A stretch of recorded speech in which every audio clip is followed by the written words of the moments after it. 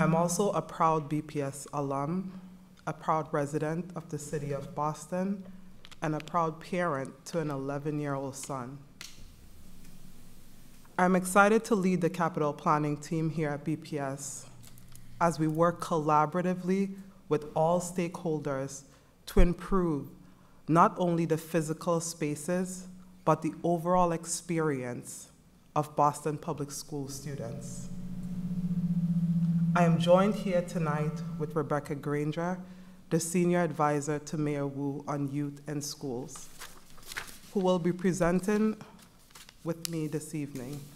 The work that we're sharing tonight is a close collaboration between BPS and the Mayor's Office, and we're here together in recognition of this deep partnership.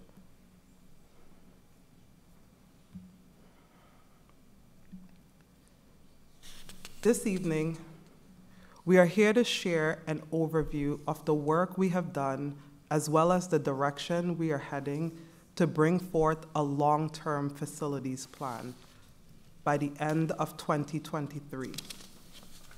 I want to be clear that the plan will not be a list of new buildings, renovations, mergers, or closures. It will not be a plan that reveals the fate of each school community. It would not be responsible of the district to present a plan that cannot adapt to changing conditions.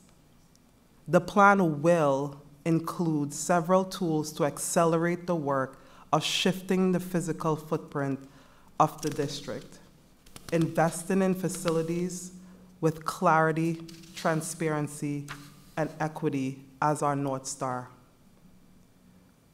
We must ensure that each investment is grounded in every student in Boston Public Schools having access to the high-quality student experience they all deserve. We will say high-quality student experience many times this evening. It is the driving reason we are making this choice to heavily invest in BPS facilities. Large-scale investments has been years in the making. Investing in our physical spaces are greatly needed, and we are in a unique moment to move forward. We need a transparent and clear process to do so that our decisions are always grounded in what's best for students and not swayed by the loudest voices in the room. Throughout this presentation and the work of forming a tool for decision-making, we will ask you to hold the complexity with us, which in part means holding multiple truths.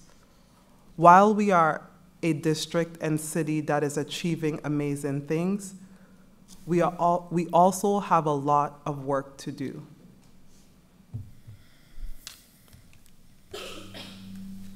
Despite the brilliance and hard work of our educators, the physical footprint of Boston Public Schools does not support our vision for a high-quality education and student experience. Boston Public Schools is the oldest public school system in the United States. We have a rich history of excellence and innovation. However, we must own that Boston Public Schools was built upon principles of institutional racism. Our buildings are a symptom and physical manifestation of these principles and years of deferred decision-making by district and city leadership. This has left us with a physical footprint that does not support our vision for a high-quality education and student experience. To put the physical footprint in perspective, as you can see the data on this slide, the deep disparities in our physical footprint drive disparities in the student experience. For more context, more than half of our buildings were built before 1950, and are in need of major upgrades.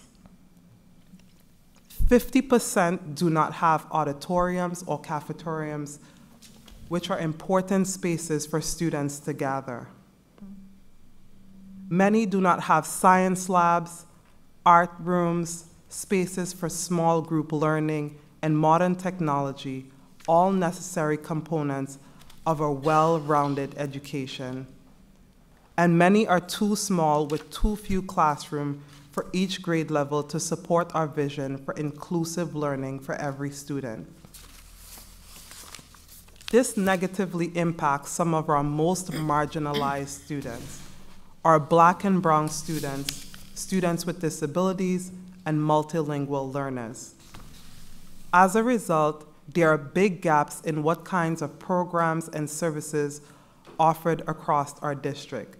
This is especially evident at the high school level. 53% of special education students requiring substantially separate settings are concentrated in 5 high schools, and 61% of students in sheltered English immersion, SEIs, or SLIFE programs are concentrated in 5 high schools. At the same time, our educators across the district are providing students every day with robust educational experiences despite the physical condition of our facilities. But we need to move with more urgency to create the physical spaces that can really support a high-quality experience for educators and for students.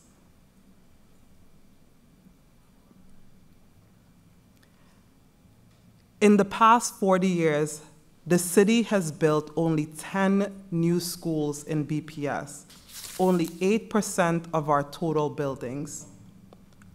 While they are beautiful buildings, as you can see on the slide, this is far fewer than what is needed. The Green New Deal for BPS is a commitment to move with greater urgency.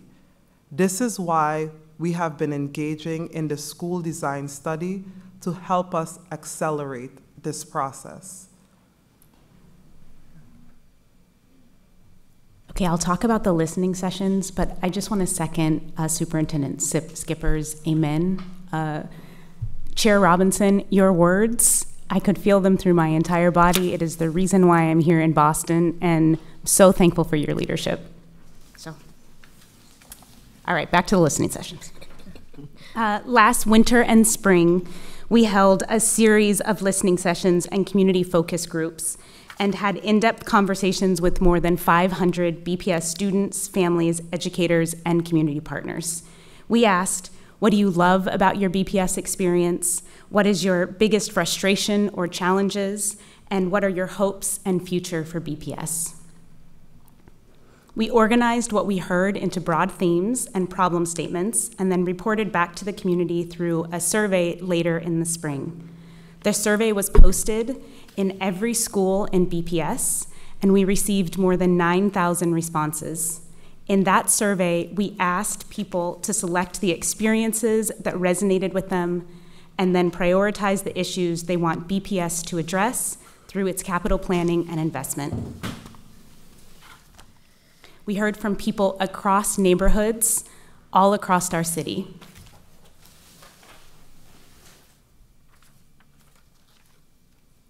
The priorities that surfaced were reflective of what was shared repeatedly by students, families, educators, and various community voices and partners. And this is not the first time we've heard these things.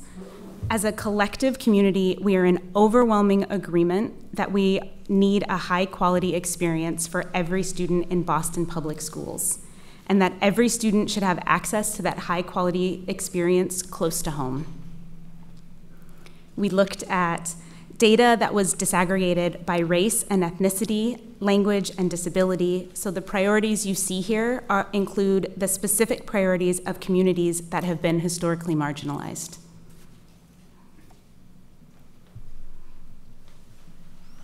The collective priorities that were raised, in addition to the problems and hopes for the future, deeply informed the products of the design study.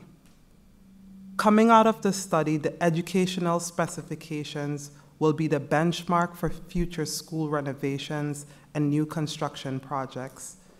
It will provide educational standards and guidelines for sizing and programming of spaces to foster rich learning experiences in our new or renovated buildings. The design standards capture the technical requirements for building new and renovated facilities. Together, these tools help provide a common foundation for new building projects and renovation, moving new projects into construction more quickly. The decision-making rubric serves as a clear, transparent, data-driven tool to guide where, when, and how we make investments in school facilities. The development of the rubric is grounded in the racial equity planning tool and designed to minimize adverse impacts on our communities. The decision-making rubric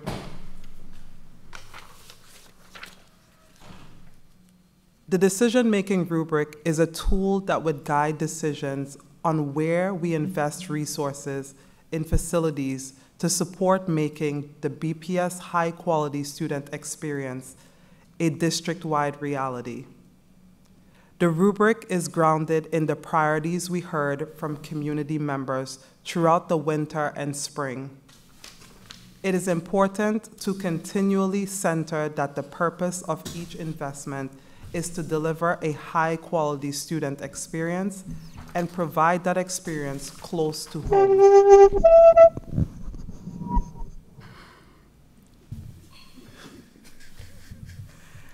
Guiding decisions on where we invest means that all of our proposals, new buildings, renovations, expansions, reconfigurations, closures, and mergers must be filtered through the lens of delivering that high-quality student experience.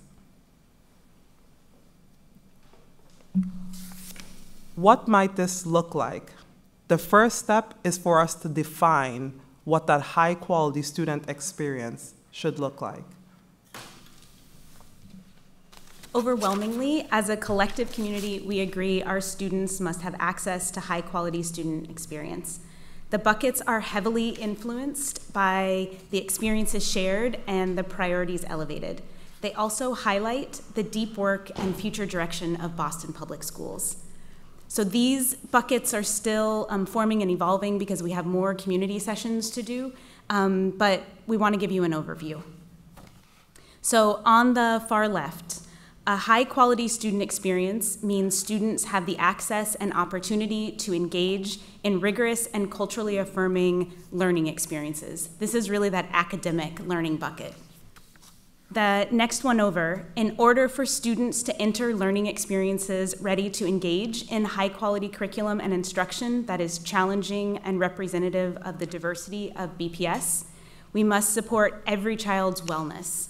That means supporting their minds through mental health and social-emotional supports, and their bodies with physical health and fresh and nutritious meals. It also means we must provide enrichment opportunities so every student in BPS can engage in boundary-expanding experiences to discover and explore their passions.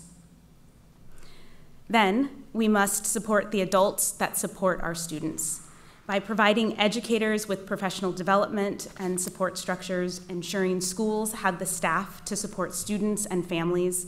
That means counselors, family liaisons, social workers, nurses, licensed librarians, the list can go on.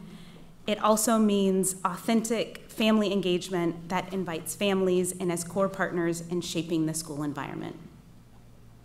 The last bucket, the high-quality student experience, is also having the physical spaces to do so. And while these are grounded in our listening sessions from Green New Deal, this is reflective of so many other engagement processes and the many brilliant minds that I have the honor to partner with in BPS. The Green New Deal for BPS is about investment in physical spaces. Each investment must be designed to support the entire high-quality student experience. The majority of our schools do not currently have the physical spaces to do that. I want to emphasize educators and staff across the district are working diligently to achieve the high-quality student experience in every school, every day, regardless of physical space. But this shouldn't be a regardless situation. It's why we've made an intentional choice with the Green New Deal for BPS to make investments into our buildings and physical spaces in service of achieving the high-quality student experience. You see, we're going to get everybody to say that, right? High-quality student experience. Let's take just a moment on how the buckets of the high-quality student experience translate into physical spaces. So inclusive education will be district-wide in BPS. This means all students identified with disabilities, our multilingual learners, and our multilingual learners with disabilities are given the appropriate supports and have the access and opportunity to experience Tier 1 high-quality learning and instruction. The BPS Academics Department is working hard on the Inclusion Education Plan to make inclusive education a district-wide reality. To become a fully inclusive district, we also need the physical spaces to foster this type of learning environment. Fully inclusive education requires multiple classes at each grade band.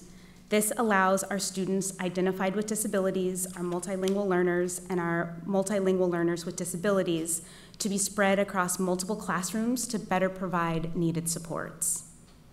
Many of our schools currently do not have the physical space to have multiple classes at each grade band. One option to provide more space is to expand or build larger buildings, but this will take time. Another option is to merge smaller schools together into joined school communities and house the lower grades in one building and the upper grades in another. This allows for multiple classrooms at each grade band. There are other options as well, but what this example demonstrates is how academics and physical spaces work together to achieve the high-quality student experience. We heard, especially from our high school students, which have amazing and beautiful voices as we went out and listened to them, the desire for athletics. To offer a variety of sustainable, high-quality athletic programs, a school needs enough students to field teams. This means student numbers to support multiple sports offered during the same season, as well as the numbers to offer various levels, such as freshman, JV, and varsity. Sports also require certain spaces, courts, fields, physical training spaces, and so on. Therefore, increasing access and opportunity to participate in sports means having schools that support a population of students to do so. Last one. High school students also elevated the need for a variety of learning experiences. Offering advanced level courses, early college and career and technical education, CTE, also require certain numbers of students. And many of these classes offer more robust learning experiences when they occur in specialized spaces, like the makerspace you see here. We heard overwhelmingly the need for music, science, visual and performing arts, and physical education in every elementary and secondary school. These classes also require physical space, often specialized. With a common understanding of what the high-quality student experience look like, to build a rubric, we must figure out how to transparently measure it, and then incorporate those measurements into the rubric. This leads to step 2, assessing our ability to support the high-quality student experience now and in the future. That means asking questions such as, what is the current ability of our physical spaces to support the student experience? What's the potential of our physical spaces to support the experience in the future with a building expansion or renovation or by combining schools to create a 2-campus school? One example of how to measure this is using the facilities condition assessment. This gives us details on condition of every physical asset inside each BPS building, as well as a measure of its energy efficiency and sustainability. You will hear more about this in the coming weeks.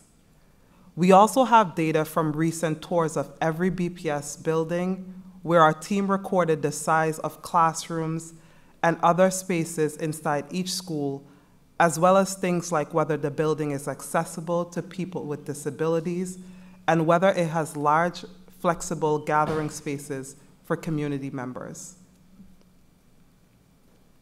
We also know that when it comes to physical spaces, the student experience depends not only on the building itself, but also on the site or location and on the surrounding community. We have the opportunity to think of the entire city as a classroom. We know that learning doesn't happen only inside school buildings. What happens around those buildings, on playgrounds, school, sports fields, and pools, in museums, cultural centers, and community centers, all of that matters. So we're looking at the student experience across scales, the building site, neighborhood, and the entire city. The map you see here is just one example. The Higginson Lewis School in Roxbury is right next to Malcolm X Park, the Shelburne Community Center, and other athletic fields and historic sites. These spaces matter to the high-quality student experience. And we also know that it's not just the current reality that matters, our shared history matters too. Which leads us to step 3, prioritizing where, when, and how we invest. We're looking at other data to help us build a decision-making tool to prioritize where, when, and how to invest. We're asking questions like, where has there been investment or disinvestment in our city? Where are there neighborhood assets like parks, community centers, and public libraries? Where is there greater neighborhood need or opportunity? And how might investments highlight or elevate assets or create new opportunities? And where do our students and families actually live? And what are the population trends across our neighborhoods that should inform where, when, and how we invest? These are some of the questions we have been asking, but we know you and our collective community will have questions also. So we're asking truly and authentically for your help to make sure that as we build a decision-making rubric, we are asking questions from a variety of perspectives and vantage points to make sure we are looking at the right data. All of the data we use in the rubric will be public so that we can do this work together. Over the next few months, there will be multiple opportunities to share input and feedback. Together, these 3 steps make up the decision-making rubric. The rubric will not provide a single solution. There's no magic formula for the right answer. And this rubric won't impact investments in ongoing facilities maintenance. What a rubric does allow is for us to test different scenarios based on the priorities and the values we develop together. It will provide an objective framework grounded in data for understanding the impact of capital planning proposals. This allows us to be thoughtful about approaching decision-making through a district as an ecosystem lens, and creates a framework to hold ourselves accountable for making decisions in service of achieving the high-quality student experience. This is consistent with the racial equity planning tool, which requires us to consistently monitor implementation and ensure ongoing accountability for achieving our desired results. Unfortunately, due to the weather, we had to cancel this weekend's Rubric open house, where we planned to bring the community in and share the work we have been doing on the rubric and get their feedback. We are currently working on a contingency plan and reformatting materials to share online. Next month, We will host a series of workshops to share the draft rubric and pressure test it.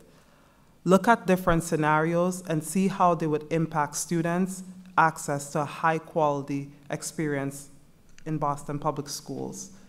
We hope to bring the final rubric to the school committee for consideration in November and December and include it in the long-term facilities plan by the end of the year.